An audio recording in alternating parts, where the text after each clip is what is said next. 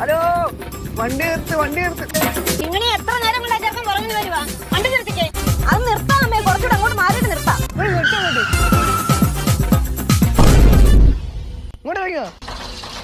എന്താ മോനെ? എന്റെ അമ്മയെന്ന് ചോദിക്കണ്ട, ഞാൻ ചോദിച്ചോളാം. താൻ എന്തിനാണോ ഇത്രയും ദൂരം എന്നെ ഫോളോ ചെയ്ത് വന്നത്? എന്നൊന്നും പറയണ്ട, എനിക്ക് മനസ്സിലായി.